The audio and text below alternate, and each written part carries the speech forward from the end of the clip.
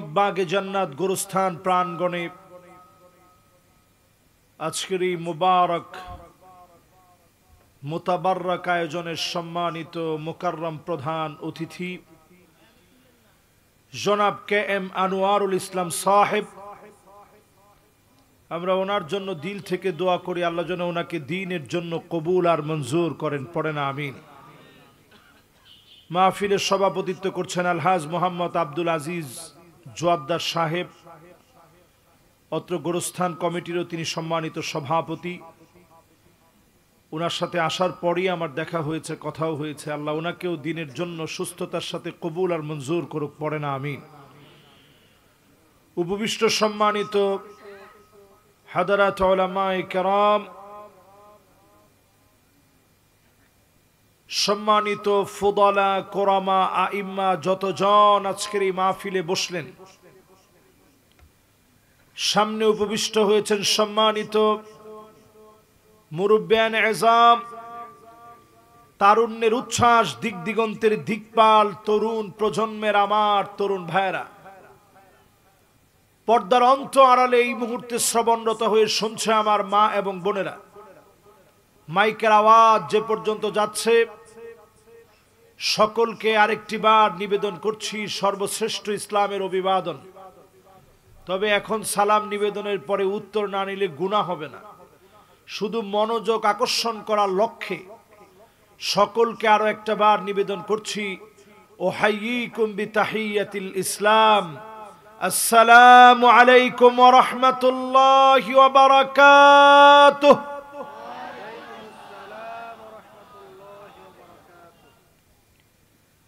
যে মহান মালিক আদর করে ভালোবাসা দিয়ে ঠান্ডার ভিতরে কষ্ট করে বসেছেন, গুনাহ মাফের জন্য এই মাহফিলে আল্লাহ তাআলা নিয়ে এসেছেন, মালিকের আলী শান দরবারে নত শিরে অবনত চিত্তে শকর গুজারি আদায় করছি। সকলে মিলে পড়ছি কালিমাতুশ শুকর আলহামদুলিল্লাহ। সকলে মিলে পড়ি রব্বানা লাকাল হামদ হামদান কাসীরান তাইয়িবান মুবারাকান ফীহি ইয়া রাব্বি লাকাল হামদু কামা ইয়ানবাগি লিজালালি ওয়াজহিক ওয়া আযীমি সুলতানিক। আল্লাহ পাকের প্রশংসা আদায় করে, বরত্বের ঘোষণা করে নবীজির নামে একবার দরুদ এবং সালাম পড়ব। একটা লোক বাদ যাওয়া যাবে না, সবাই দিলের টানে মহব্বত নিয়ে নবীজির উপরে পড়ি মুহাম্মাদুর রাসূলুল্লাহ সাল্লাল্লাহু আলাইহি ওয়াসাল্লাম। সবাই পড়ছেন? কেউ বাদ নাই তো? যতজন এখানে বসছেন আমাদের পরিচয় কি বলেন তো দেখি? দেখেন, মুসলমান এটা মনে করায় দেওয়ার জন্য অনেকের আবার সাথে একজন ঠিকাদার লাগছে। বলেন আমাদের পরিচয় কি? একটু হিম্মত নিয়ে বলেন তো, আমরা মুসলিম। আমরা কি? আসলামতু লিরাব্বিল আলামিন, আল্লাহর কাছে সঁপে দেওয়া এমন গোলাম এরাই মাহফিলে বসি হতে পারে যিনি গুনাহগুলা মাফ করে কবুল করে নিবেন তিনি কে? কবরস্থানটা কোন দিকে? ও মানে এই দিকেও আছে, এই দিকেও আছে না? আহা, আজকে ঠিক করছিলাম অন্য একটা বিষয়ে কথা বলবো, কিন্তু যখন এসে দেখলাম যে গোরস্থানের মাহফিল, আসলে এটি তো সবচেয়ে বড় ওয়াজ। মান আরাদাল ওয়া'দ ফাল মাউত ইয়াকফি, যে ব্যক্তি তার নিজেকে পরিবর্তন করবে এই সিদ্ধান্ত যে নিয়ে ফেলেছে, আর কোনো ওয়াজ লাগবে না, কোনো ওয়াজের তেমন প্রয়োজন নাই।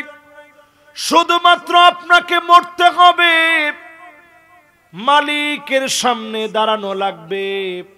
এই ওয়াজ মনে করে এখান থেকে উঠবেন, অবশ্যই যিনি দিলটাকে পরিবর্তন করে কবুল করে নেবেন তিনি কে? সবচেয়ে বড় ওয়াজের নাম হলো মউত, সবচেয়ে বড় বক্তার নামও মউত। এই মউত নামক বক্তা প্রতিনিয়ত এসে বলে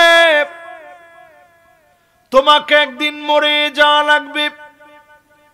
প্রতিনিয়ত আমাদেরকে স্মরণ করায় দিয়ে যাচ্ছে আল মাউতু কাসিন কুল্লু নাসিন শারিবুন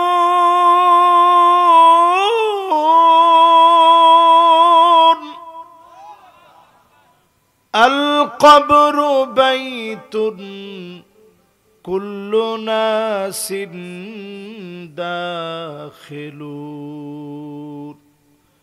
মৃত্যু এমন একটা ঘরের নাম, মৃত্যু এমন একটা পাত্রের নাম, যেই পাত্র থেকে সবাইকে পান করা লাগবে। কবর এমন একটা ঘরের নাম, যেই ঘরের ভিতরে সবাইকে ঘুমানো লাগবে। শুধু যদি মৃত্যুর কথা স্মরণে রাখেন, অবশ্যই যিনি হেদায়েত দান করে দিবেন তিনি কে? হযরত আলী রাদিয়াল্লাহু তাআলা আনহু কবরের মাটিগুলা ধরে ধরে কাঁদতেন আর বলতেন মাকানুকা তাহতা তুরাব,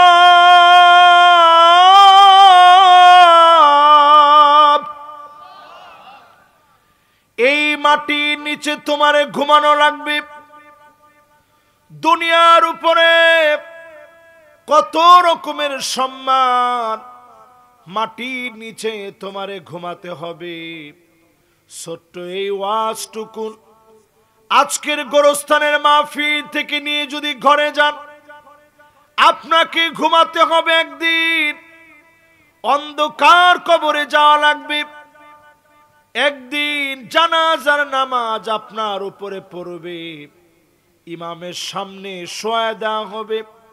সারা জীবন ইমামের পিছনে দাঁড়াইলেন, ফজরের নামাজ পড়লেন ইমামের পিছনে, জোহরের নামাজ পড়লেন ইমামের পিছনে, আসর মাগরিব এশা সব ইমামের পিছনে দাঁড়ালেন। একদিন ইমামের সামনে আপনাকে শোয়া দিবে।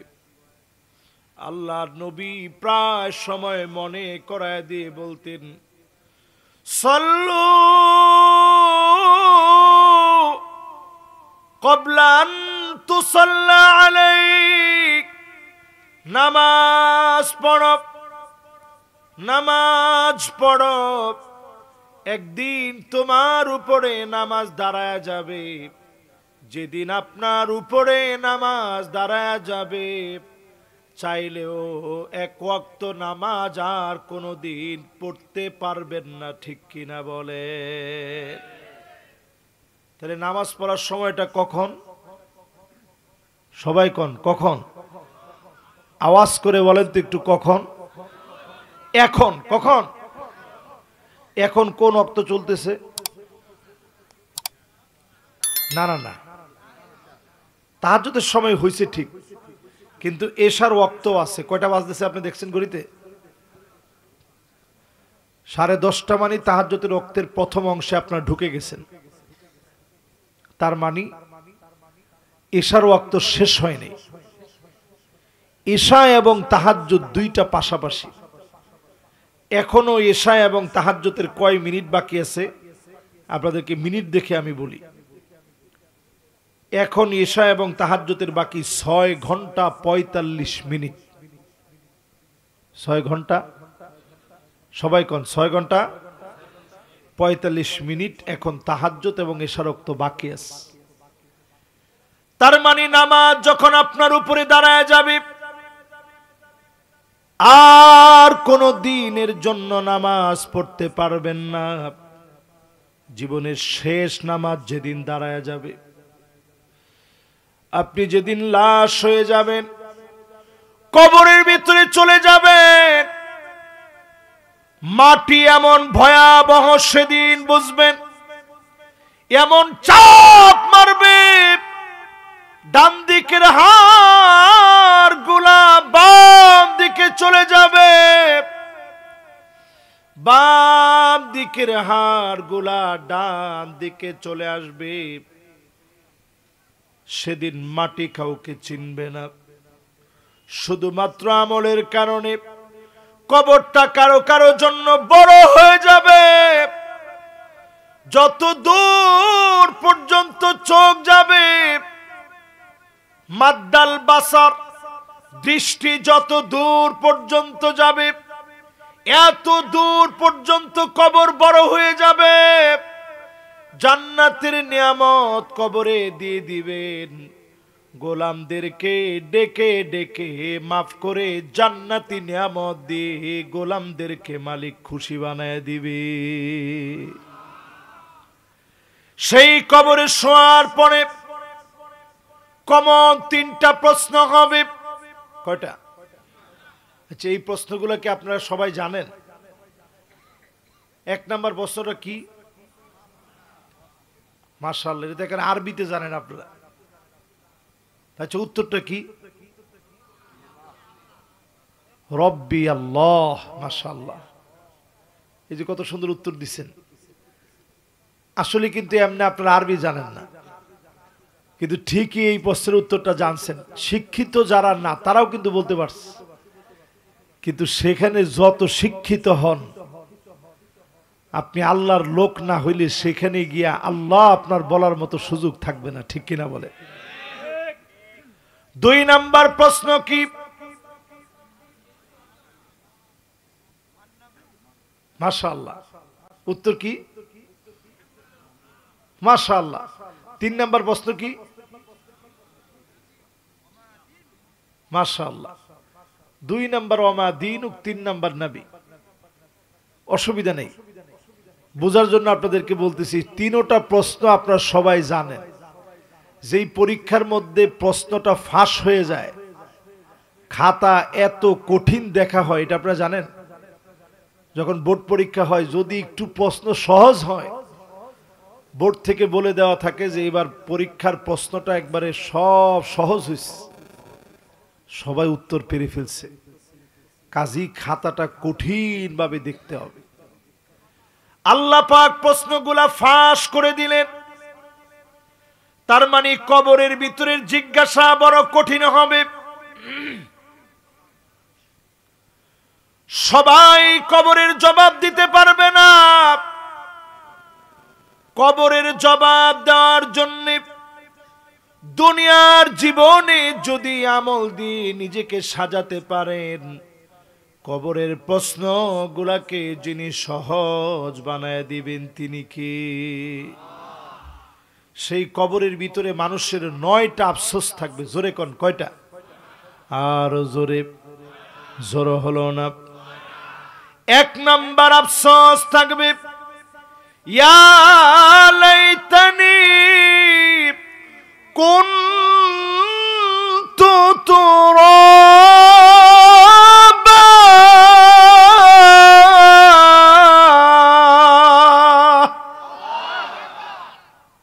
কয়টা আফসোস?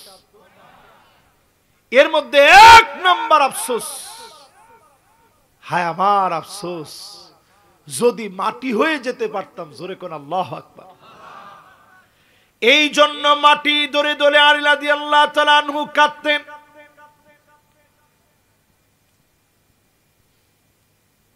হায়রে, এরাও মানুষ, এরা এমন ব্যবসা, এরা জিন্দিগিতে মরবে না। হায়রে মানুষ রে, আমরা চিন্তা করতেছি এখন আমরা কবরের ভিতরে আছি।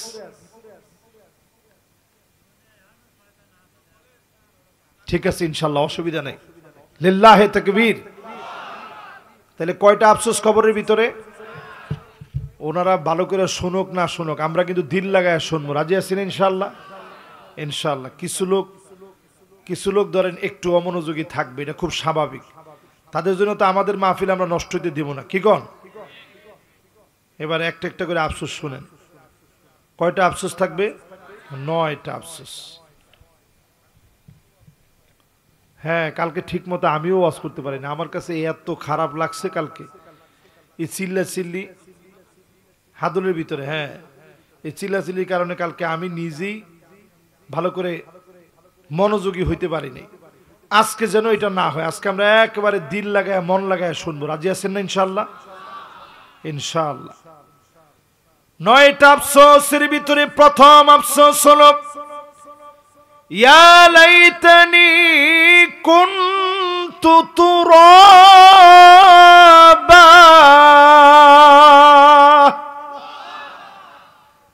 এক নাম্বার আফসোস, যদি মাটি হয়ে যেতে পারতাম। দুনিয়ার ভিতরে দেখবেন মাটির ভিতরে যখন কিছু মানুষ হাঁটে, এমন অহংকারী বাপসবের ভিতরে এমন অহংকার, মনে হয় কোনো দিনের জন্য সে মরবে না। এরকম অহংকারী লোক আছে না নাই? ক্ষমতা পেলে অহংকার চলে আসে, মানুষকে মানুষ মনে হয় না। 4 কারণে মানুষ বেশি অহংকার করে। কয় কারণ? 1 নাম্বার কারণ মান ইয়াতামাদা আলা মালিহি কল্লাব। কেউ যখন মনে করে অনেক টাকা আছে, মানুষকে মানুষ মনে করে না। এই রকম লোকদেরকে দুনিয়ায় আল্লাহ চরমভাবে নাস্তানাবুদ করবেন। কবর তাদেরকে কোনোদিন ছাড়বে না। ডান দিক থেকে চাপ দিবে, হাড়গুলা বাম দিকে চলে যাবে, বাম দিকে চাপ দিবে, হাড়গুলা ডান দিকে চলে আসবে। যদি কবরের চাপ থেকে বাঁচতে চান, কবরের মাটির আযাব থেকে যদি বাঁচতে চান, টাকা সে আল্লাহর পথে ব্যয় করেন। টাকা যেন জালেম বানাতে না পারে। 2 নম্বরে মানুষ সবচেয়ে বেশি অহংকার করে ওয়ামান ইয়াতামাদা আলান নাসি মাল্লাহ। চারপাশে যখন কিছু লোকজন থাকে, মনে করে কোনদিন আমার পতন হবে না। স্বৈরাচারী শাসক যাদের পতন হয়েছে, একদিন আগেও তারা নমনীয় হয় নাই, ঠিক কিনা বলে? তারা মনে করছিল চারদিকে আমাদের লোকজন, আমাদের আওয়ামী লীগ, আমার যুবলীগ, আমার ছাত্রলীগ, আমার প্রশাসন, আমার বাহিনী সব আছে, আমার কাউকে কাউকে পরোয়া করে চলার দরকার দুনিয়ার জীবনে নাই। এমন জালেম যারা, তাদেরকে কবরের মাটিও ছাড়ে না, দুনিয়ার মাটিও ছাড়ে না, ঠিক কিনা বলে?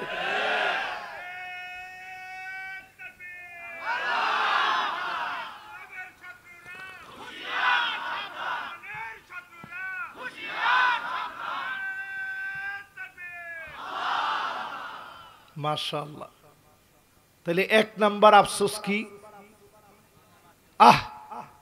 যদি মাটি হয়ে যেতে পারতাম।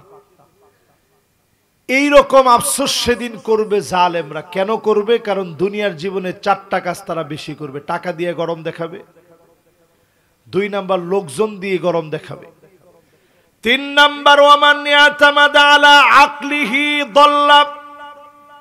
আপনি যখন মনে করবেন অনেক জ্ঞান আপনার হয়ে গেছে, অনেক জ্ঞানী আপনি, অনেক জানেন আপনি, ইসলামের বিরুদ্ধে যখন জ্ঞানগুলা লাগাবেন, তাসলিমা নাসরিনের মতো যিনি নাস্তানাবুদ করে দিবেন তিনি কে?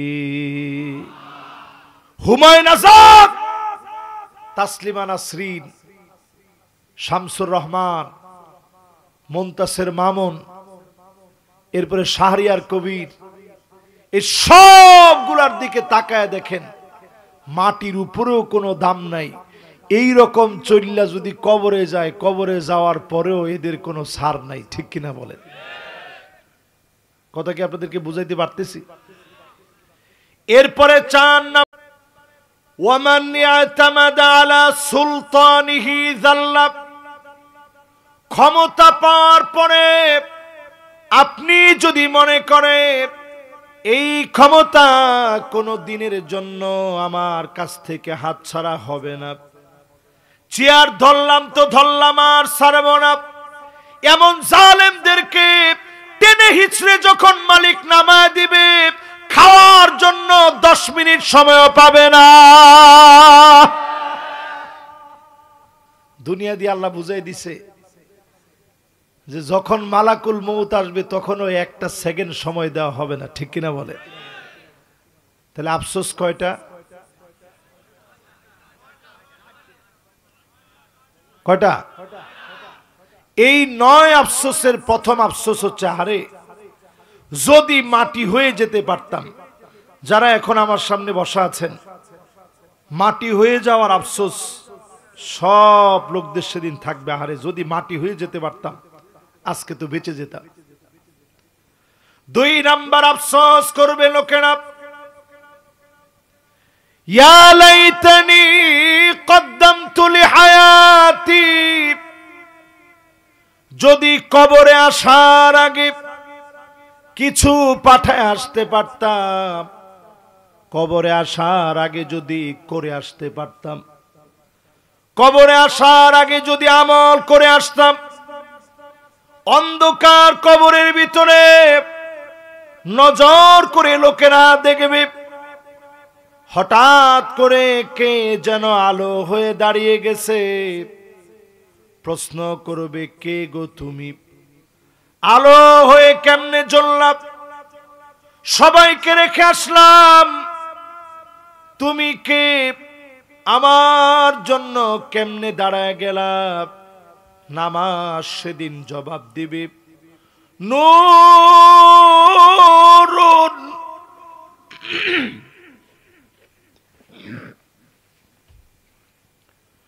নামাজ সেদিন জবাব দিবে, নূরুন ওয়া বুরহানুন ওয়া নাজাহ।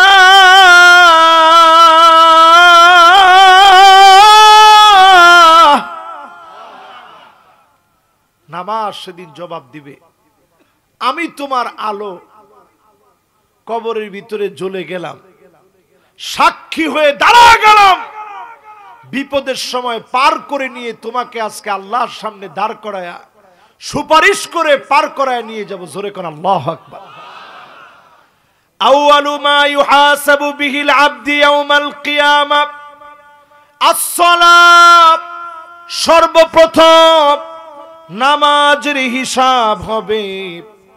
নামাজীদেরকে হিসাব যদি বরাবর পেয়ে যান, যিনি মাফ করে দিবেন তিনি কে? বড় দুঃখজনক সত্য হলো 92% মুসলমানের দেশে 53 বছরে সব পেয়েছি। আল্লাহর কোরআনের বিধান অনুযায়ী নামাজকে কায়েম করার জন্য একটা আইনও আমরা পাই নাই, ঠিক কিনা বলে? এখনো তো সবাই ঠিক কর নাই। নামাজ কায়েম হোক, এই ব্যাপারে কি একটা আইনও আমাদের দেশে আছে? জোরে কোন আছে? যদি পার্লামেন্ট থেকে এদ্দুর আইন হতো, শুধু মুসলমান যারা নামাজ না পড়লে 10টা করে বেত্রাঘাত হবে, জরিমানা হবে কিছু টাকা, আর মসজিদে ইমামের নেতৃত্বে আটকে রেখে অন্তত নামাজগুলা পড়ায়া তারপরে তাকে ছাড়া হবে। একদিনের নামাজ পড়ায়া তারপরে ছাড়া হইল যে আজকে ফজর, জোহর, আসর পড়েন নাই, মাগরিবে পড়েন নাই, এসা পর্যন্ত আপনাকে ধরছে, সবটা পড়বেন তারপরে যাবেন। 10টা বেত সহ, জরিমানা সহ যদি এই রকম কিছুদিন যদি এরকম বেনামাজিদেরকে নামাজ পড়ানো হতো, নামাজের সংখ্যা বাড়তো না কমতো? 10টা করে বেদ কি মনে করছেন মিয়া? আমাদের যে হুজুররা যে মাঝে মাঝে বেদ ব্যবহার করে এরকম, স্কুলে যেরকম বেদ ব্যবহার করে এরকম চাবুকের বেদ হবে। ওটা এরকম সোজা করে মারা যাবে না। সোজা করে মারতে গেলে 1-2টা বাড়ি দিলে রক্ত ছিটা গিয়া মনে করেন পিছনের যেখানে ব্যানার আছে না, এখানে গিয়া পড়বে। এত শক্তিশালী এই বেদগুলা। এটা আমি নিজে বিভিন্ন মিউজিয়ামে যখন ঘুরতে গেছি তখন দেখলাম যে কত শক্তিশালী, কত হার্ড এই বেদগুলা। এরকম বেদ দিয়ে যদি 10টা বাড়ি দেওয়া হয়, মনে করেন বগলটা এইভাবে উঠাইলো না, এখান থেকে দিলেই খবর হয়ে যাবে। এরকম করে যদি 10টা বাড়ি দেয়, শীতের রাতেও তাহাজ্জুদ পড়বেন আগে, তারপরে চিন্তা করবেন। এরপরেও কোনোভাবে নামাজ ছেড়ে দেওয়া যাবে না, ঠিক কিনা বলেন? এবার আমার সামনে যারা বসছেন একটু মন থেকে বলেন তো দেখি, আমাদের দেশে নামাজীর সংখ্যা কি কম না বেশি? কিরকম কম? কেমন হইতে পারে একটু ধারণা করে বলেন তো দেখি। আমাদের দেশে নামাজীর সংখ্যা এতটাই কম, আপনি ধরে নিতে পারেন পরিষ্কার বাংলাদেশে 92% এখন মুসলমান আছে। এই 92%-এর ভিতরে নামাজ পড়ে এইরকম মুসলমান কয়জন হইতে পারে?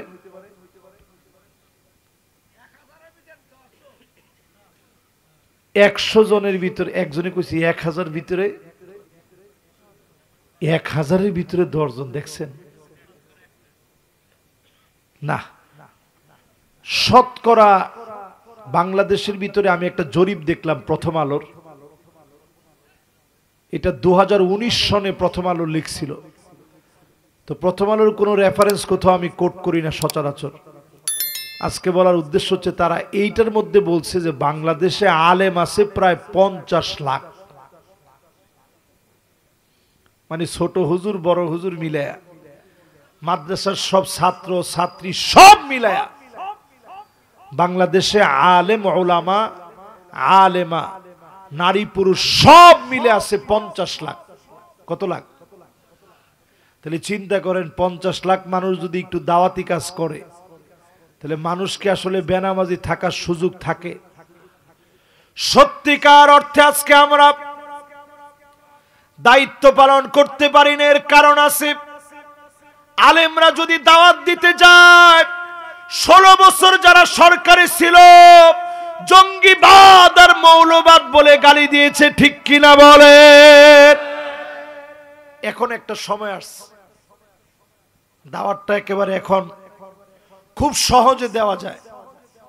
এই যে একটা সময় সুযোগ এসেছে আমাদের জন্য, এই সময় সুযোগটাকে যদি আমরা একটু কাজে লাগাইতে পারি, সামনের যত দিনগুলো বাকি আছে যদি একটু কাজে লাগায় যেতে পারি, সেদিন বেশি দিন দূরে না, এই দেশে কালেমার পতাকা পতপত করে উড়বে, কোন জালেম আটকায় দিতে পারবে না, পারবে না এবং পারবে না। প্রথম কার্যক্রম শুরু হওয়া লাগবে নামাজ ভিত্তিক সমাজ বিনির্মাণ। সবাই বলেন কি ভিত্তিক? জোরে কোন কি ভিত্তিক? নামাজ ভিত্তিক সমাজ বিনির্মাণ। 2 নাম্বার আফসোস মানুষ করবে, কিছু পাঠায় কেন কবরে আসলাম না, সদকায়ে জারিয়া কেন রেখে আসলাম না। ইসলামী বই রেখে গেলেন, নেককার সন্তান রেখে গেলেন, আপনার জীবনে খাল খনন করলেন, গাছ লাগালেন, কালভার্ট নির্মাণ করলেন, নলকূপ স্থাপন করলেন, সদকায়ে জারিয়া মাদ্রাসা করলেন, মসজিদ বানালেন। এই নেক কাজগুলার কারণে কবরটাকে যিনি আলোকিত বানায় দিবেন তিনি কে? 2 নাম্বার আফসোস শেষ। কয়টা আফসোস থাকবে কবরের ভিতরে? 9টা। এবার চলেন 3 নাম্বার আফসোসের কথা শুনি। কয় নাম্বার আফসোস?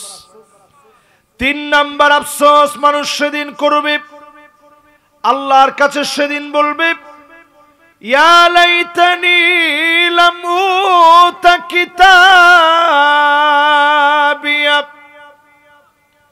হায় আমার আফসোস, বাম হাতে কেন আমলনামা দিলেন? আজকে যদি আমলনামা না দিতেন, মানুষ সেদিন আফসোস করবে, কেঁদে কেঁদে হয়রান হয়ে যাবে, পেরেশান হয়ে যাবে। কেন আমলনামা বাম হাতে দিলেন? নিজের হাত নিজে চাবাবে, আঙ্গুল গোলা চিবি সেদিন রক্তাক্ত করে ফেলবে, আর বলবে ইয়া লাইতানি লাম উতা কিতাবিয়া, বাম হাতে কেন আমল নামা দিলেন, বাম হাতটার মধ্যে কেন আমল নামা দিলেন। আর যাদের ডান হাতে আমল নামা দিবে চেহারা গুলা হাস্যোজ্জ্বল হয়ে যাবে, চেহারা গুলা চকচকে হয়ে যাবে। আজকে এই ওয়াজ বুঝে আসবে না, যেদিন চক্ষু বন্ধ হবে মানুষ আফসোস করবে, আফসোস করবে। সন্তান কাজে আসবে না। ইয়াউমা লা ইয়ানফাউ মালু ওয়ালা বানুন,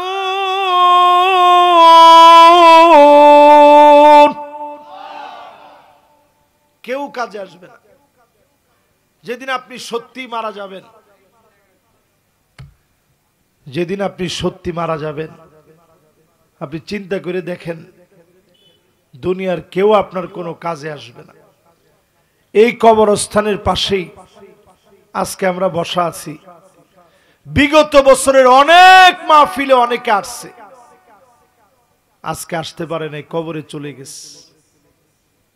যদি তিনি নেক সন্তান রেখে যান, এই সন্তান তার জন্য সদকায়ে জারিয়ার কারণ হবে,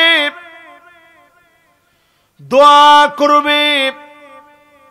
এই দোয়ার কারণে মা বাবার গুনাহ মাফ করে যিনি কবরটাকে আলোকিত বানায় দিবেন তিনি কে? এবার আসেন, এক নাম্বার আফসোসটা কি বলছিলাম, খেয়াল আছে? বলেন তো কি? 2 নাম্বার আফসোসটা কি? 2 নাম্বার আফসোস যদি কিছু পাঠায় আসতে পারতাম। 3 নাম্বার আফসোস করে মানুষ বলবে, আহ বাম হাতে কেন আমল নামা দিলেন, আল্লাহ আমল নামাটা যদি নাই দিতেন। এবার 4 নাম্বার আফসোস শুনেন। ইয়া ওয়াইলাতা লাইতানি লাম আত্তাখিয ফুলানান খলিলা, হায় আমার আফসোস, অমুকরে কেন বন্ধু বানালাম না, অমুক লোকেরে কেন বন্ধু বানাইলাম না। দুনিয়ার জীবনে বন্ধু ছাড়া মানুষ চলতে পারে না। 2 জন 5 জন 10 জন 50 জন 100 জন মানুষের বন্ধু থাকে। দুনিয়ার জীবনে যারা বন্ধু বানান, নামাজীদেরকে বেছে বেছে বন্ধু বানান। ইসলাম যারা পছন্দ করে, নিজের জীবনে যারা প্র্যাকটিসিং মুসলিম, এই জমিনে যারা দিন কায়েম করতে চায়, এমন মানুষগুলাকে বন্ধু বানান। যিনি আপনাকে মাফ করে জান্নাতি বানায় দিবেন তিনি কে? কিছু লোক সেদিন আল্লাহর কাছে দাঁড়াবে, আল্লাহ বলবে, গোলাম কিছু চাস, কি লাগবে বল। হাল আনতুম রাদিন আন্নি, তোরা কি আমার উপরে খুশি? কিছু কি লাগবে? লাগলে এখন বল। সঙ্গে সঙ্গে ওই লোকেরা সেদিন আল্লাহর কাছে বলবে, কানু ইউসাল্লুনা মানা ওয়া ইয়াসুমুনা মানা, ও আমার আল্লাহ, আমার বন্ধু ছিল, একসঙ্গে নামাজ পড়েছি, একসঙ্গে রোজা রেখেছি, আমার বন্ধুটা কোথায়? আল্লাহ বলবে, তার জায়গা জাহান্নামে, অপরাধের কারণে জাহান্নাম দিয়েছি। শুধুমাত্র নেককার বন্ধুর কারণে সেদিন যিনি মাফ করে জান্নাতি বানায় দিবেন তিনি কে? তবে আবার এত সহজ মনে করেন না। পিঠা পাটা খাওয়ার পরে, আগুনে জ্বলার পরে আল্লাহর কাছে মাফ চাইলে বন্ধু যখন বলবে আল্লাহ ভালো ছিল, নামাজও পড়ছে, রোজা রাখছে, অনেক দিন তো আল্লাহ আপনি শাস্তি দিলেন, এখন মাফ করে দেন। শুধু বন্ধুর কারণে, নেক বন্ধুর কারণে আল্লাহ মাফ করে দিবে। জোরে কোন আল্লাহু আকবার। তাহলে আফসোস নাম্বার 1 কি? যদি মাটি হয়ে যেতে পারতাম। এজন্য সবসময় মাটির মতো চলেন। কবরটা মাঝে মাঝে দেখা মাটির মতো হাইটেন। 2 নাম্বার আফসোস কি? মাশাআল্লাহ। 3 নাম্বার আফসোস কি? কোন হাতে? লিল্লাহে তাকবীর। সুন্দর মনোযোগ আছে আপনাদের। 4 নাম্বার আফসোসটা কি? দুনিয়ার জীবনে যদি একটু ভালো বন্ধু বানাইতে পারতাম। এই যারা কবরে চলে গেছে, এখানেই তো বন্ধুরা বসা আছেন এরকম অনেকে। যুবক কিন্তু চলে গেছে বন্ধুদেরকে রেখে, আছে না? মুরব্বী মাঝ বয়সে, তার সাথে অনেক লোক আছে, সে একলা কবরে চলে গেছে। বাপ আছে, সন্তান চলে গেছে, মা আছে, সন্তান চলে গেছে। বাপের কাঁধে সবচাইতে বাড়ি বোঝা বাপ নিয়েছে। এমন কত সন্তানের লাশ বাপ বহন করেছে। কত বাপ এখানে বসা আছে, সন্তান একেবারে ছোটবেলায় জন্মের সময় চলে গিয়েছে, 1-2 বছরে চলে গিয়েছে, কিছু বুঝার আগেই চলে গেছে, নাবালক অবস্থায় চলে গেছে। মাউতু কাসুন কুল্লু নাসিন শারিবুন আল কবরু বাইতুন কুল্লু নাসিন দাখিলুন। মৃত্যু এমন একটা পাত্রের নাম, সবাইকেই পাত্র থেকে পান করা লাগে। কবর এমন একটা ঘর, যেই ঘরে সবাইকে ঘুমানো লাগে। এই ঘরে সবাইকে আসা লাগবে, যাইতে আপনাকে হবে। মাছের পেটেও যদি আপনি যান, আপনি যদি বাঘের পেটে চলে যান, রোড অ্যাক্সিডেন্টে রাস্তার সঙ্গে পিষে ফেলেছে, যে অবস্থায় আপনি চলে যান, যার সামনে দাঁড়ায়া জবাব দেওয়া লাগবে তিনি কে? ওয়াকুল্লা ইনসানিন আলজামনাহু তায়রাহু ফি উনুকিহি ওয়া নুখরিজু লাহু ইয়াওমাল কিয়ামাতি কিতাবান ইয়ালকাহু মানশুরা।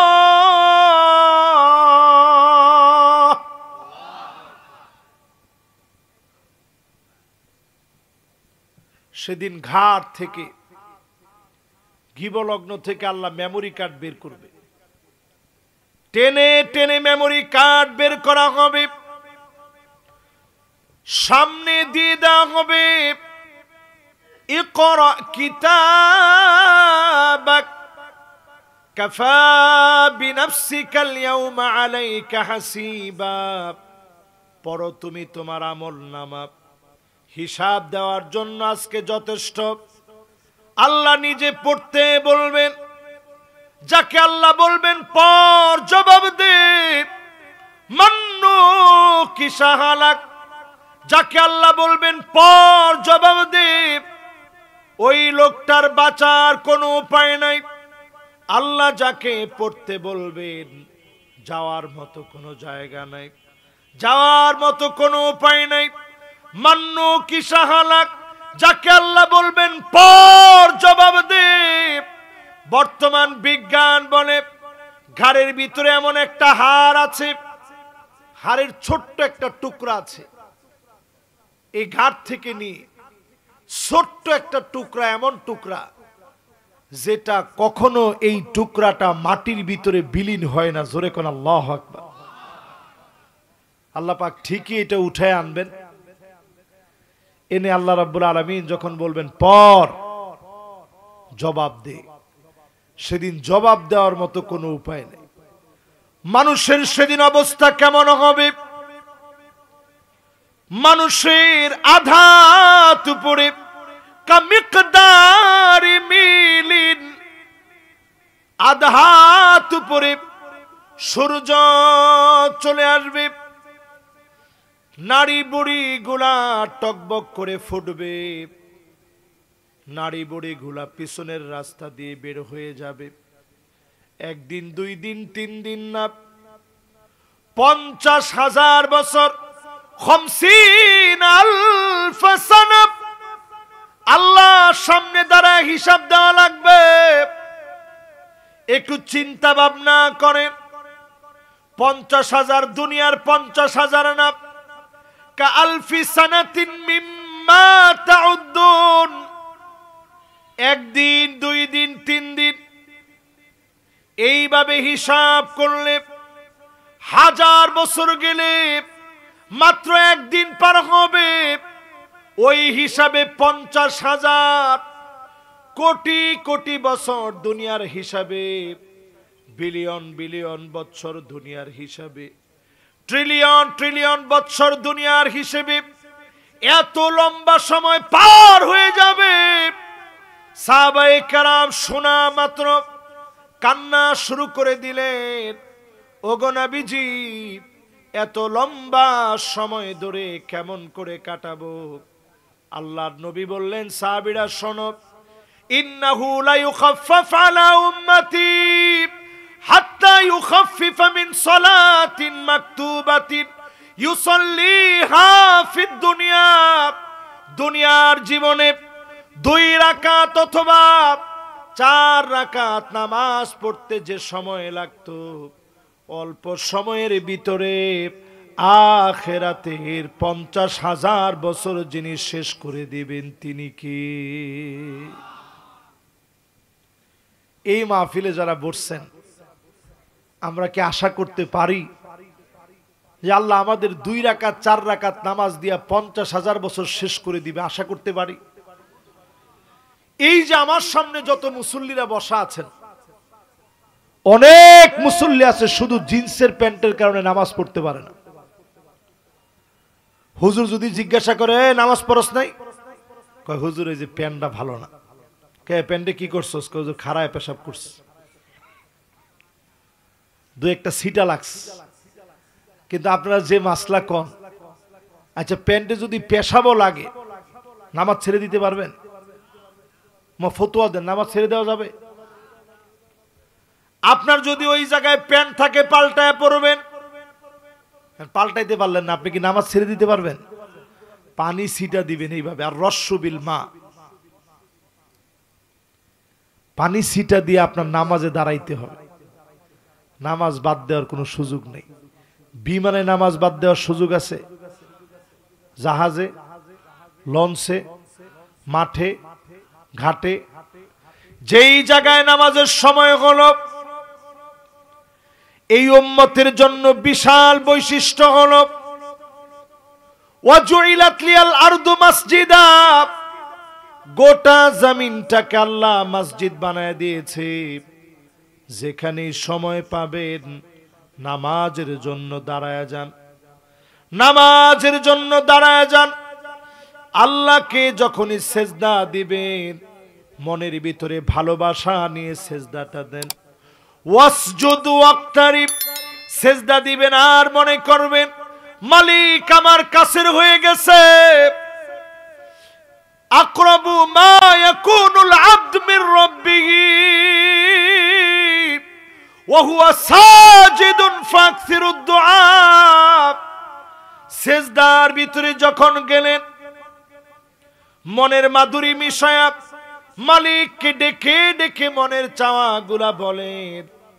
নফল নামাজের ভিতরে বাংলায় বলতে চাইলে বলেন, মনের ভিতরে একটু আপনি নিয়ে আসেন, কি লাগবে মুখে বলা লাগবে না, মনের ভিতরে শুধু নিয়ে আসেন।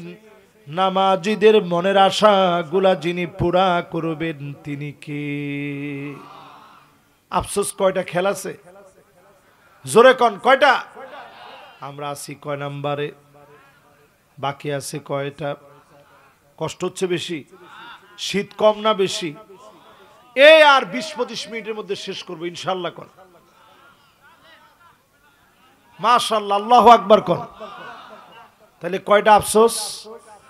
মাশাআল্লাহ। এক ভাই কইছে হুজুর সারা রাত ওয়াজ করেন। মাশাআল্লাহ, ঠিক আছে। কবরস্থানের পাশে বসে সারা রাত ওয়াজ করলে যদি এরপরেও মানুষগুলোর দিলটা একটু পরিবর্তন হয়, মাশাআল্লাহ। এখান থেকে উঠে গেছে, আমি মনে করছি ওয়াজ মনে হয় বুঝতেছে না, উনি আবার ঘুরে ফিরে চলে আসছে। তার মানে বোঝা গেল উনি ইস্তেঞ্জার জন্য গেছে, শেষ করে চলে আসছে। লিল্লাহি তাকবীর। একটা শ্রোতাকেও আজকে আমি হারাতে চাই না, কবরে যাওয়ার আগে কিছু কাজ করে যেতে চাই। রাজি আছেন ইনশাল্লাহ? তাহলে আফসোস নাম্বার কত চলতেছে? 4। এবার 5 নাম্বার আফসোসটা শুনেন। এগুলো সব কোরআন থেকে নেওয়া, একটা আমার কথা না, ডাইরেক্ট কোরআনের কথা। 5 নম্বরে আল্লাহ রাব্বুল আলামিন জানান, আজকে একটু পরে ইস্তেঞ্জা যাব, কি কোন ইস্তেঞ্জায় আবার ওই কথা শুই না, ওই ভাইয়ের জায়গা যেটা গরম করে গেছিল উনি কি 2 জায়গায় এসে বসছে। মাশাআল্লাহ, যুবকরা আসতেছেন, তাড়াতাড়ি এসে বসেন, দেরি করার সুযোগ নেই, কবরস্থানের পাশের মাহফিল। এবার কয় নাম্বারটা যাব ইনশাআল্লাহ? 5 নাম্বার। 5 নাম্বারটা শুনেন আল্লাহ কি বলেন। ইয়াকুলুনা ইয়া লাইতানা আতা'না আল্লাহ ওয়া আতা'না আর-রাসূলা।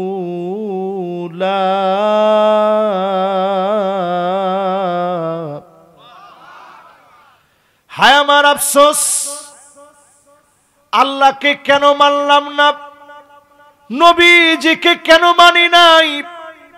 যার যার ঘরে বেপরদা মহিলা আছে, কি আছে? পাবনাতে একেবারেই নাই। হ্যাঁ, চাটমোহরে কোনো বেপরদা মহিলাই নাই। আছে প্যান্ট শার্ট পরে এরকম 2-1 জন আছে নাকি? কিনে দিছে কারা এটা? এই জামাইরা। আর বেশরম কিছু বাপ কিনে দিস, মানে মডেলিং বাপ। কি বাপ দেখেন, এটা কিন্তু আমি বলি না, আপনারা বলছেন, মনে কষ্ট নিয়েন না। এরকম বাপও আছে, মেয়েরে প্যান্ট শার্ট কিনে দেয়। কিরকম নির্লজ্জ বেহায়া আমরা গোলাম। যেই সন্তানের জন্য এত মায়া, সন্তান অসুস্থ হলে বাপের ঘুম হয় না, মায়ের টেনশনে খাওয়া দাওয়া মা ছেড়ে দেয়। এই সন্তানের জন্য বাপ সেদিন কাঁদবে, বাপ সেদিন ফুপায় ফুপায় জান্নাতে যাওয়ার আগে কাঁদবে। আল্লাহ পাক ডাক দিয়ে বলবে, ও জান্নাতি, আজকে তোর কান্না করার কারণ কি? মায়ুবকি, কোন জিনিস তোরে কাঁদায়? কেন তোর চোখের মধ্যে পানি? সেদিন জবাব দিয়ে বাপ বলবে, আজকে আমার চোখে পানি এই জন্য, এত এত মানুষ দেখি, আমার ছেলেটাকে দেখি না, মেয়েটাকে দেখি না, এজন্য আজকে আমার চোখের মধ্যে পানি। আল্লাহ পাক বলবে, আলহাকনা বিহিম যুররিয়াতাহুম, তার ছেলেকে নিয়ে আসো, মেয়েকে নিয়ে আসো, বউকে নিয়ে আসো। জান্নাতি বাপ তাকায় দেখবে, ছেলের গায়ে জাহান্নামের পোশাক, মেয়ের গায়ে জাহান্নামের পোশাক, স্ত্রীর গায়ে জাহান্নামের পোশাক। আপনি নিজে নামাজ পড়লেন, দিন মানলেন, মেয়েকে জান্নাতের পোশাক পরাতে পারেন নাই, পর্দানিশীন বানাতে পারেন নাই, হিজাব করাতে পারেন নাই, ডিলে ডালা পোশাক ছোটবেলা থেকে পরেন নাই। কেমন করে ঘরের ভিতরে কল্যাণ আসবে?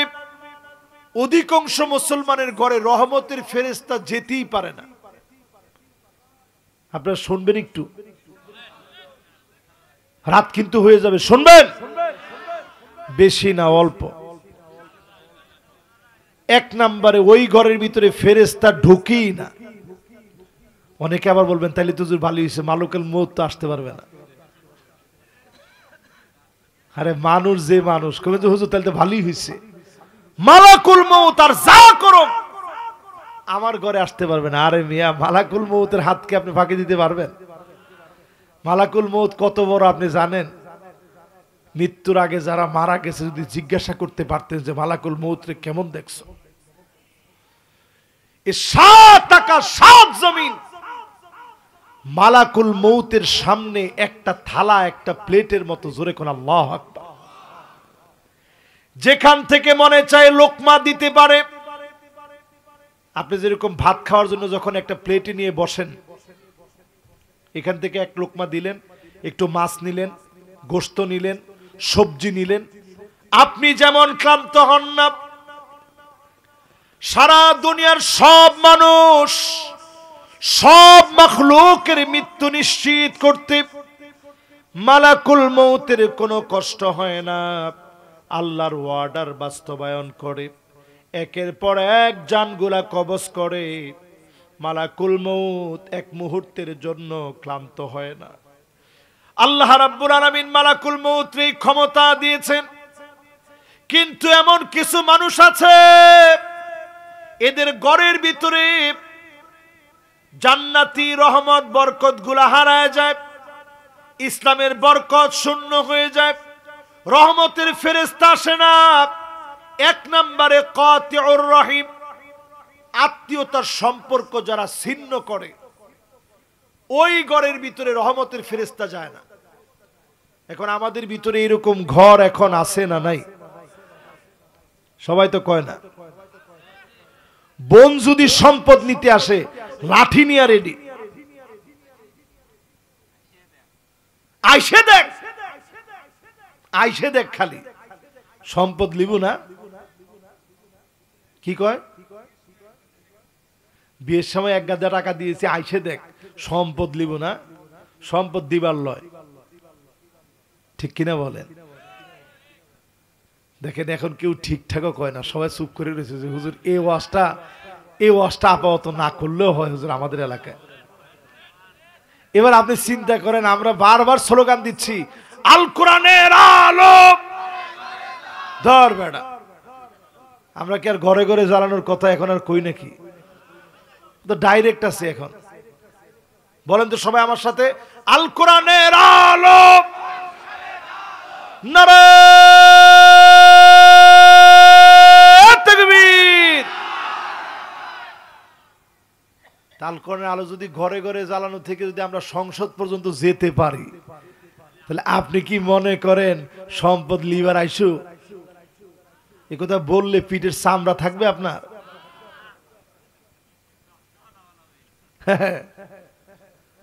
সম্পদের এই হক দিছে কে?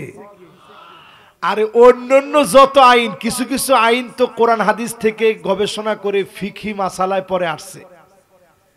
এটার আইন আল্লাহ ডাইরেক্ট কোরআনে দিছে। জোরে কোন ডাইরেক্ট। ঝামেলা করবেন আর মায়ের কোনো মিস নেই। আমরা যারা কোরআনের আইন প্রতিষ্ঠা করতে চাই, বইনের হক না দিয়া কিসের কোরআনের আইন আসবে? আরে কথা কয় না। এমন সমাজ এখন আমরা বিনির্মাণ করেছি, হাত্তা ইয়াকতুলা আবাহু হাত্তা ইয়াকতুলা খাহু, আপন ভাই ভাইকে মেরে ফেলে শুধুমাত্র সম্পত্তির লোভে। যেই ভাই কোলে করে পিঠে করে বড় করেছে, একসঙ্গে চলেছে, ভাইকে ছাড়া ভাই খায় নাই, গলায় জড়ায় ধরে কতদিন ঘুমিয়েছে, এমন ভাই হওয়ার পরেও সম্পত্তির লোভে মেরে ফেলে। এগুলা ঘটনা আছে না নাই? শুধু একটু সম্পত্তির কারণে মেরে ফেলছে। কিয়ামতের আগে এগুলা বাড়বে। এমন সময় আসবে সম্পত্তির লোভে মা বাপকে পর্যন্ত মারবে। সেই দিন দেখলাম বাপ মারা গেছে, 8 ঘন্টা লাশ আটকায় রাখছে সন্তানরা, যে আমরা লাশ দাফনই করব না, আগে সব সম্পত্তি বুঝাই দেওয়া লাগবে। হারে মুসলমান, কি সম্পদের পাগল আপনি হইলেন। এই দুনিয়ার ভিতরে একটা বাড়ি হয়েছে, আরো একটা বাড়ি লাগবে। ছোটবেলায় আমার একটা স্বপ্ন ছিল যে যদি একদিন বক্তা হইতে পারতাম। আল্লাহ বক্তা বানাইলো। তখন যখন নতুন নতুন বক্তা আল্লাহ তাআলা কবুল করলো, একটু একটু ওয়াজ করতে পারি। মানুষের ভাড়া গাড়িতে গিয়ে ওয়াজ করতাম। এরপরে স্বপ্ন ছিল যদি একটা গাড়ি হইতো, খারাপ না, আল্লাহ একটা গাড়ি দিল, আল্লাহ কত ইজ্জত সম্মান দিল। এর একদিনের জবাব যদি আল্লাহ জিজ্ঞাসা করে যে এক রাতের জবাব দে, বেশি রাতের জবাব লাগবে না, আল্লাহর কসম আমি কেন বাংলাদেশের একটা বক্তা এক কদম সামনে যেতে পারবে না। আমার ঠিক কয় না? আপনাদের ঠিক করলেন না? যেই সম্মান আপনারা আমাদেরকে দেন, যে টাকা পয়সা আপনারা আমাদেরকে দেন, এরপরে আবার আগে ফুল টাকা না নিয়ে এখন বক্তারা আসে না। ওমা ঠিক তো কয় না? আপনি এই কর্তৃপক্ষরে জিজ্ঞাসা করেন আমি আগে টাকা নিছি কিনা। না মিয়া, আন্দাজি গর্বতায় কইেন না। আমি পকেটে কোনো টাকা নিয়েই ওয়াজ করি না। সর্বসাকল্যে 20-30 টাকা থাকে অথবা 100 টাকা থাকে। দেখছেন, পকেটের ভিতরে বেশি টাকা থাকলে না, মোবাইলের ভিতরে টাকা নাই, ওই সিস্টেম নাই, কোনো বিকাশ টিকাশ কিচ্ছু আমার নাই। কারণ যখনই আপনার পকেটের ভিতরে বেশি টাকা থাকবে আমি আমার কথাগুলা বইলা বেশি শান্তি পাই না। তো যতজন এখানে বসছেন একটু চিন্তা করেন, এই টাকার জন্যই তো সব করতেছি আমরা। আজকে যারা এখানে বসছি একটাবার চিন্তা করেন, আজকে আপনি চলে গেলে এই কবরের বাসিন্দা আপনি হবেন। মানুষ আর কোনোদিন আজহারি বলবে না, বলবে লাশ কখন আসবে। এই মুসলমানেরা যদি একটু ভাবি, একটু চিন্তা করি, কবরের দিকে শুয়ে যাওয়া লাগবে, মাটি ঠিকানা হয়ে যাবে। আতানাল্লাহ ওয়া আতানার রাসূল, আল্লাহকে আপনি আনুগত্য করেন, নবীর আনুগত্য করেন, বোনের হক বুঝায় দেন। ঘরের ভিতরে ফেরেশতা যায় না, শুধুমাত্র আত্মীয়দের খবর না নেওয়ার কারণে এমন অনেক লোক আছে ঘরের ভিতরে পেশাব জমায় রাখে। বাচ্চারা পেশাব করছে, বাউলুন মুনকাতিআ, বাচ্চারা ছোট একটা কমোড পাওয়া যায় এখন প্লাস্টিকের, দেখবেন আছে না, ওটার মধ্যে পেশাব করার পরে পরিষ্কার করবে কতক্ষণে। এখন মানুষ অলস হয়ে গেছে, ঢাকনা দিয়ে ঢাইকা ঘুমায় গেছেন। আপনি তো জানেনও না এই দুর্গন্ধের কারণে ফেরেশতা প্রবেশ করে না। এই পাবনা এলাকায় যদি জিজ্ঞাসা করি, এক সময় মানুষের টয়লেট ধরলে বের হয়ে দৌড়ায় গিয়ে বাইরে বের হইত, ঠিক তো সবাই কয় না? আর এখন যখন আমাদের পেটে কোনো ঝামেলা দেখা দেয়, দৌড়ায় ঘরে ঢুকতেছে। জিজ্ঞাসা করে কি কই যান, আরে কথা কইস না, এখন সর্বনাশ, একটু ঘরে যাচ্ছি, বাথরুমে যাওয়া লাগবে, 1 নম্বরে যাওয়া লাগবে, 2 নম্বরে যাওয়া লাগবে, ঠিক না ভাই? তার মানে চিন্তা করেন মুসলমান, ঘরের ভিতরে প্রত্যেকেরই এগুলা ব্যবস্থাপনা আছে, পরিষ্কার রাখবেন। অ্যাটাচ বাথরুম যেখানে যেখানে আছে পরিষ্কার রাখবেন, নাহলে জিন ধরবে, খারাপ দুষ্ট জিন আপনাদেরকে আসর করবে। 3 নম্বরে, যখন কাটা হাড় এগুলা খাবেন, এগুলা শুকনা জায়গার মধ্যে রাখবেন, ফেরেশতারা আপনার জন্য দোয়া করবে। এগুলা জিনদের রিজিক, জিনরা যখন এগুলার মধ্যে হাত দিবে আল্লাহ তাআলা রিজিক দিয়ে দিবে। যখন এগুলাতে পানি ঢেলে দিবেন তার রিজিক আপনি নষ্ট করলেন, এই রিজিক নষ্ট করার কারণে সে আপনার প্রতিশোধ নেওয়ার চেষ্টা করবে। আপনি ধরেন সূরা ইখলাস, ফালাক, নাস ফজরের পরে পড়ছেন, মাগরিবের পরে পড়ছেন, আয়াতুল কুরসি পড়ছেন, আপনারা কিছু করতে পারে নাই, ছোট বাচ্চাটারে ক্ষতি করবে। তারে ক্ষতি করতে না পারলে আপনার স্ত্রী চুলগুলো ছেড়ে দিয়ে শুয়ে আছে, তারে ক্ষতি করবে। এই জন্য প্রত্যেকে ঘরটাকে পরিষ্কার রাখবেন, টয়লেটটারে পরিষ্কার রাখবেন। বাথরুমে যখন ঢুকবেন আল্লাহুম্মা ইন্নী আউযু বিকা মিনাল খুবসি ওয়াল খাবাইস পরে ঢুকবেন। এরপরে যখন আপনি পাকঘরে ঢুকবেন বিসমিল্লাহ বলে পাকঘরে পা দিবেন। এখানে সবচেয়ে দুষ্ট জিনেরা পাকঘরের মধ্যে থাকে। এরপরে যখন আপনার বিছনার চাদরটা আপনি সুন্দর করে বিছিয়েছেন, একটু নাড়াচাড়া দিয়ে শোবেন, আগেই শোবেন না। এখানে জিনের একটা বাচ্চা হয়তো খেলাধুলা করতেছে, আপনি গিয়ে এটার মধ্যে শুয়ে পড়ছেন, আপনার ক্ষতি করার চেষ্টা করবে। এখন প্রত্যেকের ঘরে ঘরে গিজার থাকে, গরম পানি। এই গরম পানির টেপটা ছাড়ার আগে আপনি বিসমিল্লাহ বলে ছাড়বেন। জিনেরা এখান থেকে থাকলে সরে যাবে। হঠাৎ করে গরম তার পানিটা লাগার কারণে জিনের বাচ্চাটা মারা যেতে পারে। যদি মারা যায় তাহলে আপনার ক্ষতি করবে। রহমতের ফেরেশতা ঢুকে না ওই ঘরের ভিতরে, যেই ঘরের ভিতরে ঝুনঝুনি আছে। কি আছে? এখন ঝুনঝুনি আমাদের ছোট ছোট বাচ্চাদেরকে দেখবেন নূপুর কিনে দেই, নূপুরের ভিতরে দেখবেন ঝুনঝুনি থাকে, ঝুনঝুন ঝুনঝুন করে আওয়াজ হয়। এটা আস্তে করে একটু ফাঁকা করে দিয়ে ভিতরের যেটা দিয়ে আওয়াজ হয় ওই ছোট্ট একটা দেখবেন এরকম কালো জিরার মতো ছোট্ট একটা লোহার খণ্ড আছে, বল আছে, এটা ফেলে দিবেন, তাইলে আর জিন আপনাকে সমস্যা করবে না। ঘরের ভিতরে রহমতের ফেরেশতা থাকবে। আল্লাহর অশেষ মেহেরবানি, স্বৈরাচারদের ছবি মাথার উপরে টানায় রাখতে হতো, ঠিক কিনা বলেন? একদিকে বাবার ছবি, একদিকে মেয়ের ছবি, মাদ্রাসার ভিতরে পর্যন্ত রাখতে হয়েছে। আপনি কি করবেন? আমাদের মাদ্রাসার ভিতরে আমি একটা বুদ্ধি দিছিলাম, পরে বুদ্ধিটা বাস্তবায়ন হয়েছে যে একটা পর্দা লাগাই দেন। তো পর্দা লাগানোর পরে একবার দলীয় নেতারা গিয়ে জিজ্ঞাসা করতেছে, পর্দা লাগাইছেন কেন? কারি টিকটিকির লেদা টেদা, তারপরে তেলাবোকার লেদা টেদা পড়লে একটা অসম্মান হয় না, এই জন্য এটার একটু সম্মানের সাথে এটাকে ঢেকে রাখছি। আপনারা যেদিন আসবেন ওই দিন খুলে দিব, আর যেদিন আপনারা থাকবেন না সসম্মানে এটাকে বন্ধ করে রাখি। লা তাদখুলুল মালাইকা বাইতান ফিহি তাসাউইর, যেই ঘরের ভিতরে ছবি আছে ফেরেশতা ঢুকে না রহমতের। এই জন্যই মাহফিল থেকে পরিষ্কার বলি, আল্লাহর আনুগত্য যারা করবেন কোন নেতার কোন ছবি রাখা যাবে না। এগুলো কি মানবেন না শুধু খালি শুনবেন? জোরে কোন মানবেন না শুধু খালি শুনবেন?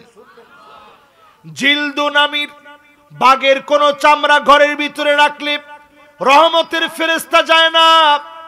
যেই ঘরের ভিতরে বাঘের চামড়া থাকবে রহমতের ফেরেশতা যাবে না। যেই ঘরের ভিতরে সুদখোর থাকবে রহমতের ফেরেশতা যাবে না। চক্রবৃদ্ধি হারে যারা সুদ খায় ওই ঘরে রহমতের ফেরেশতা যায় না, ঠিক কিনা বলেন? এবার আসেন 5 নাম্বারের পরে 6 নাম্বার আফসোস শোনাই। বলেন কয় নাম্বার? আওয়াজ করে বলেন কয় নাম্বার? 6 নাম্বার আফসোস শুনেন। 6 নাম্বার আফসোস হলো, মানুষ সেদিন আফসোস করে বলবে, ইয়া লাইতানি ইত্তাখাযতু মা'আর রাসূলি সাবিলা।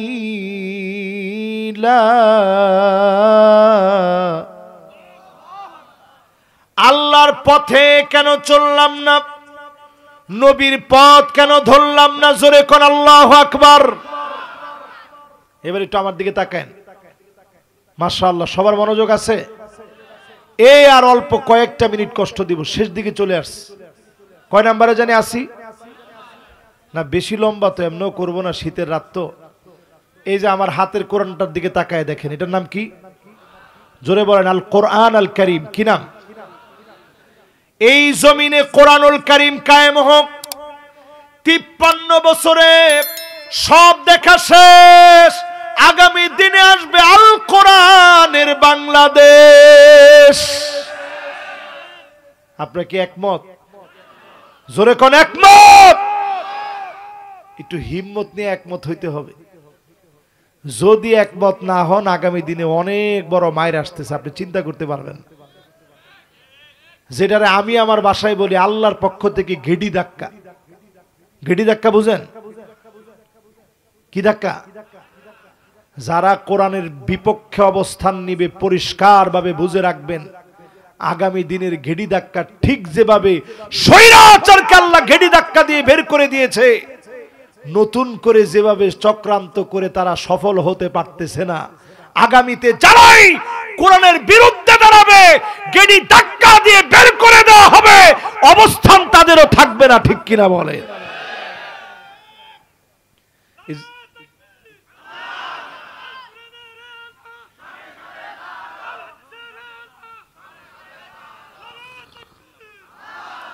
মাশাআল্লাহ, ভাইয়ের গলা ভেঙে গেল, তাকবীর কিন্তু মন থেকে মহব্বত নিয়ে দিস। এবার একজনে আরেকজন এমন জোরে দিবেন পুরা মাঠে যেন অন্তত সংসদের আওয়াজটা এখানে হয়।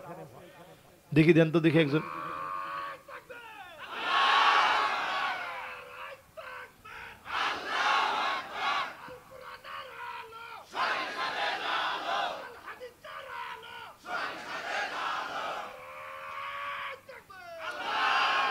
মাশাআল্লাহ, একেবারে আমার মন ভরে গেছে, সুন্দর তাকবীর হয়েছে। আচ্ছা বলেন তো দেখি, কোরআনের সাথে কি আমাদের শত্রুতা আছে? কিন্তু আল্লাহ রাব্বুল আলামিন বলেন, ওয়া ইন্না কাসীরুম মিনান নাসি লাফাসিকুন।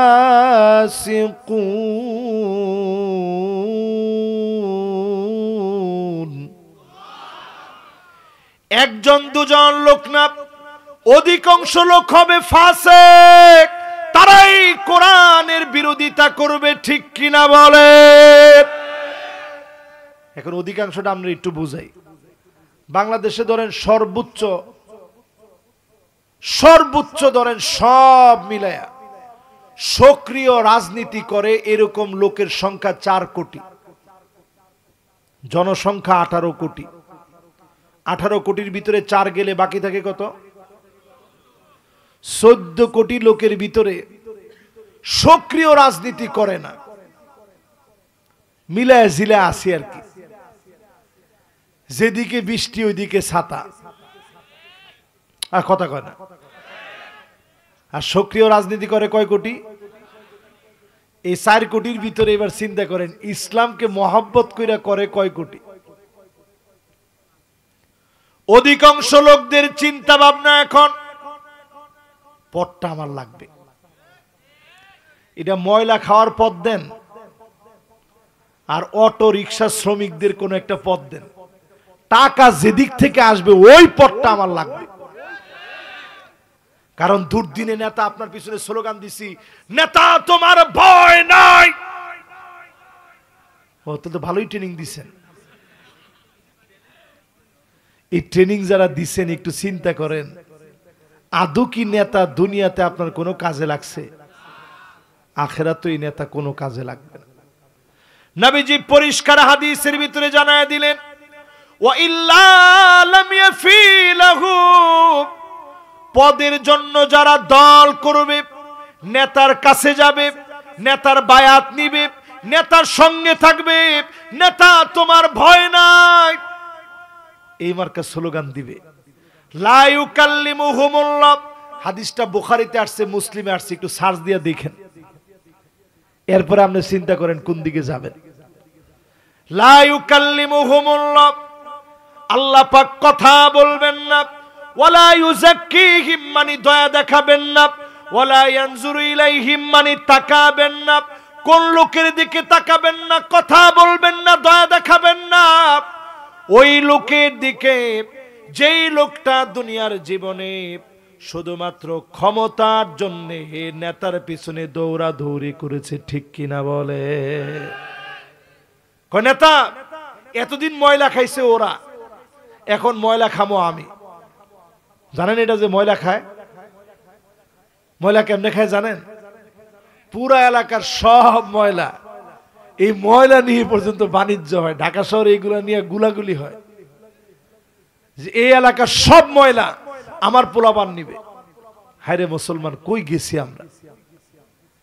এই জন্য আফসোস নাম্বার কত? সবাই বলেন আল্লাহর পথ ধরেন, জমিনে আল্লাহর পথ হলো ইনিল হুকমু ইল্লা লিল্লাহ, আল্লাহ ছাড়া অন্য কারো হুকুম চলবে না। ইন্নাল্লাহা ইয়া'মুরু বিল আদলি ওয়াল ইহসান, আল্লাহ অর্ডার দিয়েছেন আমার জমিনে ন্যায় ইনসাফের ভিত্তিতে বিচার করা লাগবে, ঠিক কিনা বলেন?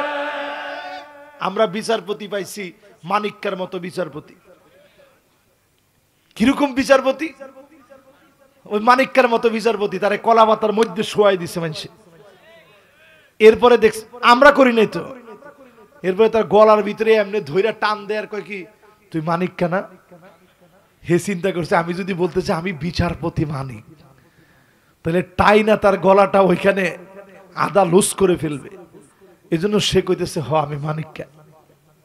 চিন্তা করেন, তারে সিলেটে যখন লোকেরা পাইছে, সিলেটের লোকেরা আদর আপ্যায়ন কিন্তু কম করে না, পাবনার লোকেরা আরেকটু বেশি করত। পাবনার লোকেরা আদর আপ্যায়ন যে কি করা করতে পারে, তারা ঠিক যেইভাবে মাছের ভর্তাটা বানায় কি মাছ? কথা কয় না, কি মাছ? আর বোঝাইলাম না, এরকম ভর্তা বানায় ফেলতো। এটা থেকে আমরা পরিষ্কার একটু শিক্ষা নেই। এই রকম যারা মন গড়া বিচার করেছে এরা আল্লাহর নিকৃষ্ট দুশমন, জমিনের দুশমন, ঠিক কিনা বলেন? এই জন্য আমাদের ছোট ছোট বাচ্চারা স্লোগান দিয়েছিল, উই ওয়ান্ট জাস্টিস, আমরা জমিনে ন্যায় বিচার চাই। এই স্লোগান কোরআনের স্লোগান, ইন্নাল্লাহা ইয়া'মুরু বিল আদল, এই জমিনে আদালত চাই, ন্যায় ইনসাফের বিচার চাই। রাত দিনে চলবে, চাঁদাবাজি দান্দাবাজি চলবে না। এমন সমাজ কায়েমের জন্য আল্লাহর নবীর পথে চলা লাগবে, ঠিক কিনা বলেন? কয় নাম্বার এটা? এবার 7 নাম্বারটা শুনেন। কয় নাম্বার? মাশাআল্লাহ, একজনই কইছে 8 নাম্বার। কত নাম্বার? 7 নাম্বারটা শুনেন।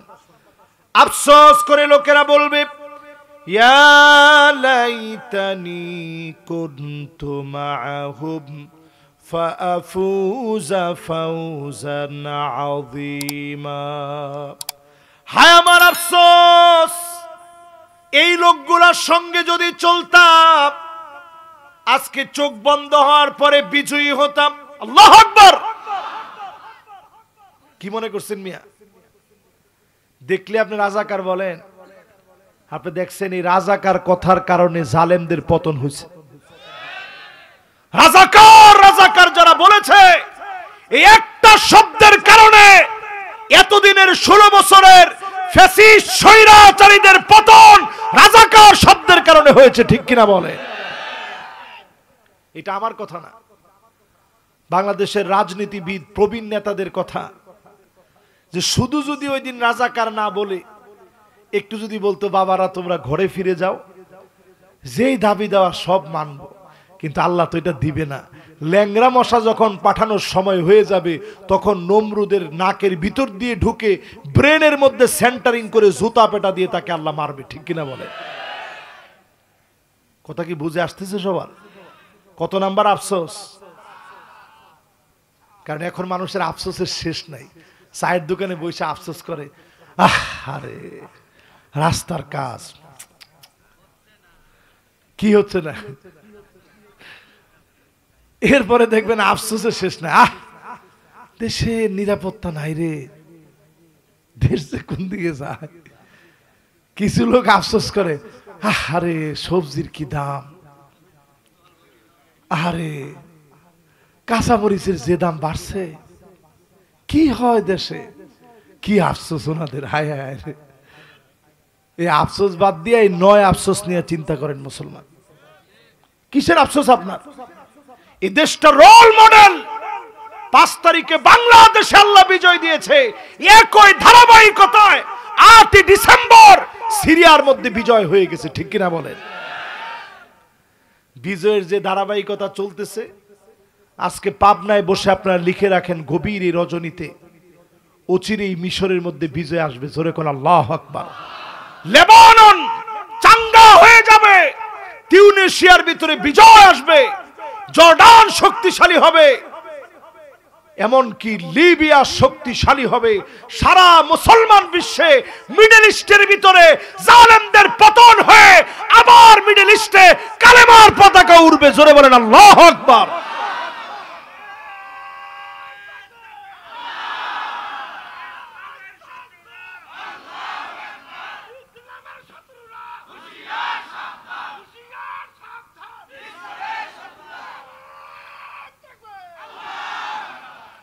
আমাদের দিকে আর গরম চোখে তাকানোর কোনো দরকার নেই।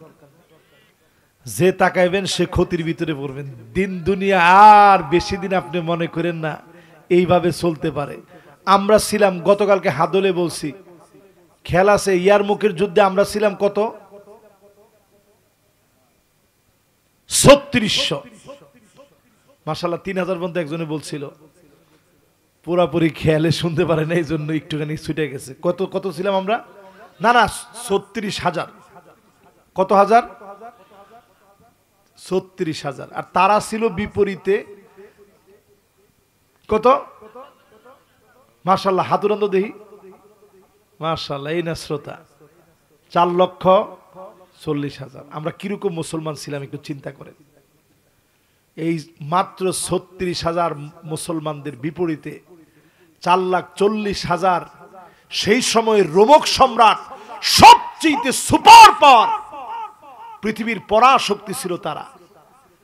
তারা লিখছে চিঠির ভিতরে চীনের সম্রাটের কাছে যে তাড়াতাড়ি কিছু লোক পাঠান, মুসলমানরা আসতেছে। তারা 36,000, আর তারা কত? 4,40,000 লোক, 36,000-এর খবর নেই। আল্লাহু আকবার। চীনের সম্রাট লিখছে যে খবরদার যুদ্ধ টুদ্ধ করতে যায় না। ইন্না কওমান লাউ আরাদু আন ইয়াখলাআল জাবাল লাখালাউহা, এরা এমন এক জাতি, এরা যদি চায়, পাহাড়কে যদি শুধু বলে পাহাড় তুমি তোমার জায়গা থেকে সরে যাও, পাহাড় সরে যেতে বাধ্য। জোরে কোন আল্লাহু আকবার। আমরা কি জাতি ছিলাম! আজকে আমরা মার খেতে খেতে সারা দুনিয়ায় আজকের রাত্রিতে 2 কোটি মুসলমান মার খাচ্ছে। 20 কোটি মুসলমানের মাথার উপরে ছাদ নাই, শরণার্থী হয়ে গেছে। বাংলাদেশে ভালো আছেন তো, এই জন্য আফসোস বেশি। বাজারের জিনিসপত্রের যে দাম! আরে মিয়া, সামনের দুনিয়ায় যুদ্ধ হবে পানি নিয়ে, পানি পানি পানি নিয়ে যুদ্ধ হবে সারা দুনিয়ার ভিতরে। বরফ গলা শুরু হয়েছে, নতুন নতুন ভাইরাস ছড়ায় পড়বে পৃথিবীর ভিতরে। আজকের এই মাহফিলে আমি বললাম, এরকম সাগরদারি এক মাহফিলে 2016 সনে করোনা, খালি নামটা তো, এটা তো গায়েবের খবর, কেউ জানে না। তবে হাদিস অনুপাতে আমি বলেছিলাম ঠান্ডা জনিত একটা মহামারী আসবে, এটা ইউটিউবে আছে, এখন আপনারা দেখেন। 2016 সনে ঠিক আজকের এই মাহফিলে বলি, একটার পর একটা বড় বড় ভাইরাস আসবে সারা দুনিয়ার জন্য। যারাই ইসলামের বিরোধিতা করবে আল্লাহ পাক তাদেরকে পর্যবসিত করবে। আগামীর দিন মুসলমানদের দিন এবং বিজয়ের দিন, জিহাদের তামান্না নিয়ে যারা বের হবে তারা বিজয়ী হবে। জোরে কোন আল্লাহু আকবার। কুনতুম মাহুম ফাফুজা ফাওজান আযীমা, আফসোস করে বলবে এদের সঙ্গে যদি থাকতাম বিজয়ী হতাম। তাকায় দেখেন ইয়ার মুখের প্রান্তে মাত্র 36,000-এর বিপরীতে 4,40,000 এত সাহাবায়ে কেরাম। 36,000 জন মিলে 4 লক্ষের সঙ্গে যখন লড়াই করলো, 4,40,000-এর সঙ্গে লড়াই হলো। এই লড়াই এমন হলো, এই লড়াইয়ের ভিতরে সাহাবায়ে কেরামের 5টা 7টা করে তরবারি ভেঙে চুরমার হয়ে গেল। কাফেররা জমিনের ভিতরে লুটে পড়ল। 3,000 সাহাবী শহীদ হয়ে গেলেন। এদের রক্তের বিনিময়ে যিনি বিজয় দান করলেন তিনি কে? এজন্য মুসলমান, সামনে মুসলমানের জন্য অনেক পরীক্ষা আসবে। বিজয়ীদের সঙ্গে থাকবেন, প্রয়োজনে মার খাবেন, ইমানের পথ ছেড়ে দেওয়া যাবে না। ঠিক কিনা বলেন? তবে শুধু খালি মায়ের খাইতে বলবো না, জিহাদের চিন্তা মাথার ভিতরে নেন। শুধু মায়ের খাবো না, প্রয়োজনে 200 জনের সঙ্গে মুজাহাদা করে, প্রাণান্তকর লড়াই করে আল্লাহর জমিনের দিন বিজয়ের জন্য জীবন দিয়ে দিব। ঠিক কিনা বলেন? ভারত এখন আমাদেরকে ভয় দেখায়, বড় বড় চোখ করে তাকায়, আমাদেরকে নিয়ে নিউজ করে। এক সাংবাদিককে দেখলে তো মনে হয় একটা গিরগিটি, ও লাফায়, কতক্ষণ এখানে, কতক্ষণ ওইখানে, কতক্ষণ এখানে, কতক্ষণ ওইখানে। হায় রে হায় রে মুসলমান রে! আমি আজকে শোনায় দিতে চাই, সময় কিন্তু বেশি দিন বাকি নেই। নবীজি বলছে টাকনু পর্যন্ত রক্ত পৌঁছায় যাবে। আমি কোনো সংঘাতের পক্ষে এখানে কথা বলতেছি না, শুধু আপনাদেরকে শোনায় দিয়ে যাচ্ছি। তারা যে আমাদেরকে ভয় দেখায়, ভয় পাওয়ার জাতি কোনোদিন মুসলমান না। জোরে কোন আল্লাহু আকবার।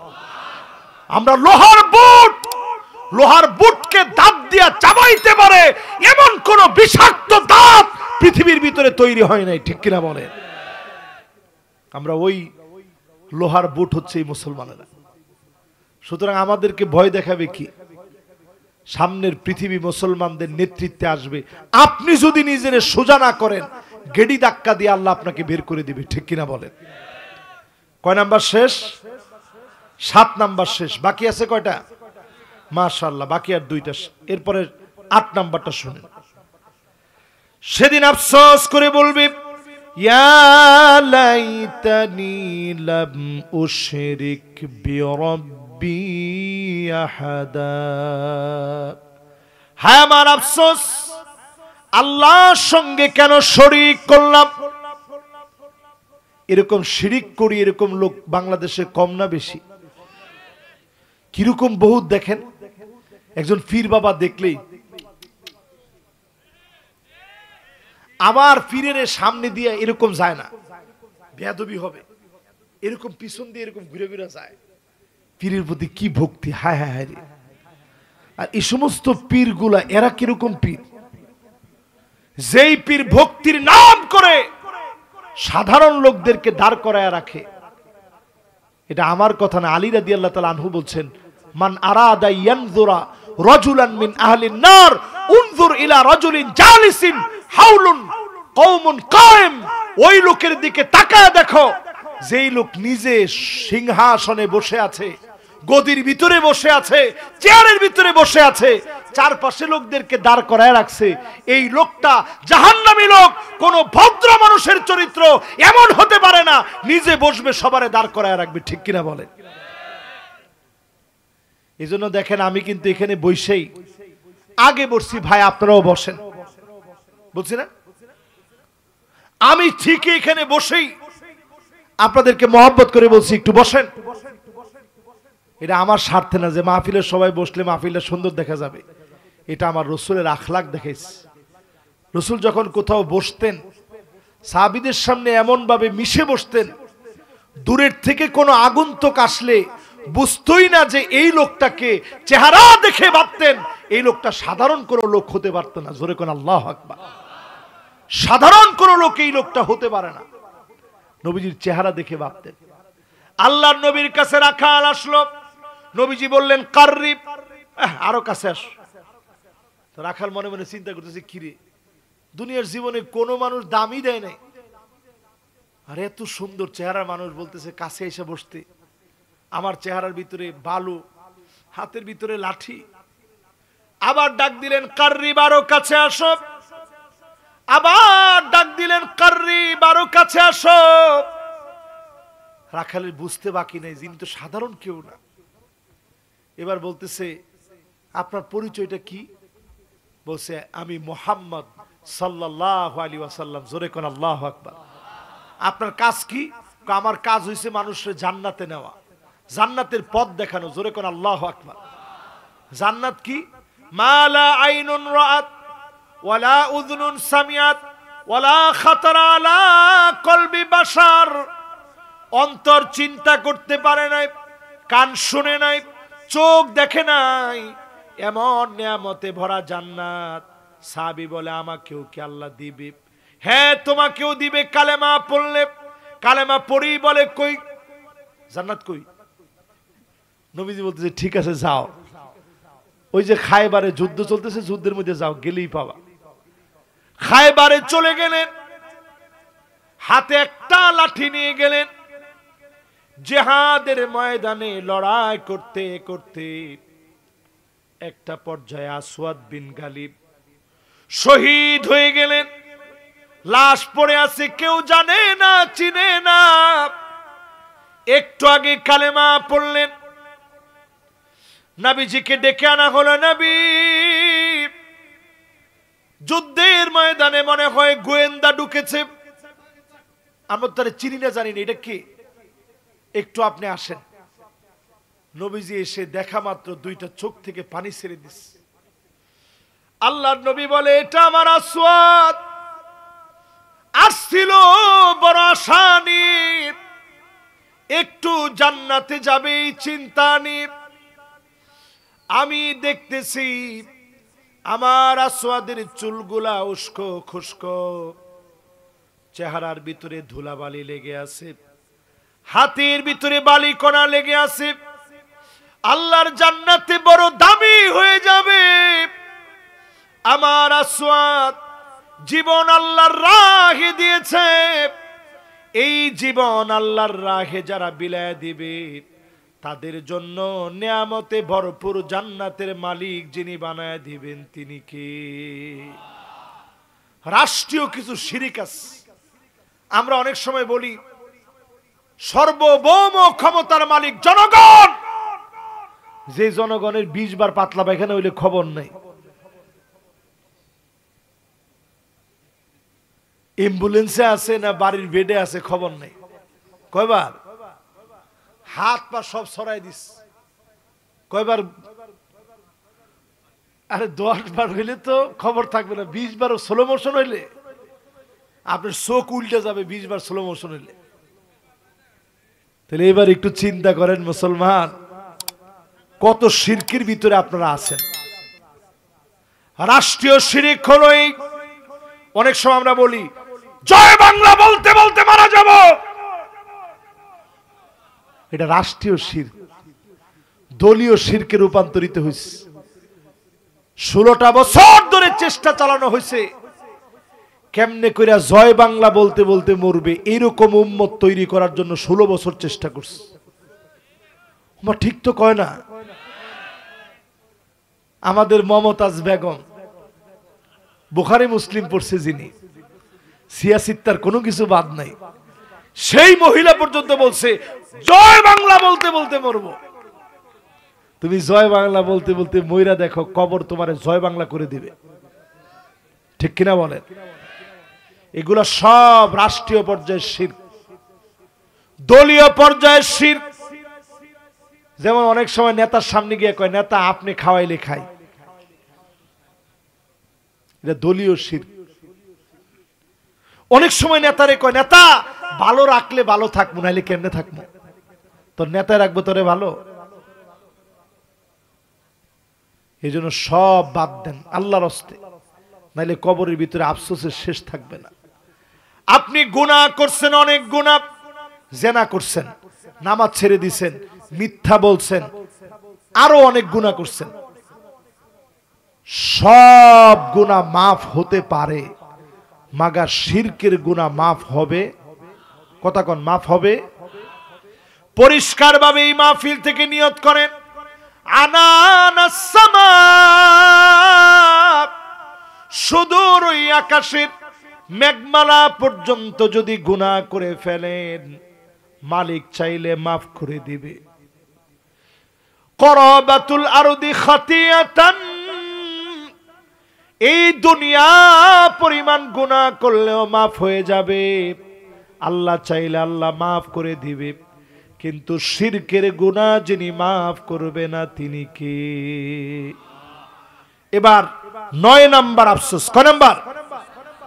9 নাম্বার আফসোস করে বলবে ইয়া লাইতানা নুরাদ্দু ওয়ালা নুকাযযিবা বিআয়াতি রাব্বিনা ওয়া নাকুনা মিনাল মুমিনিন।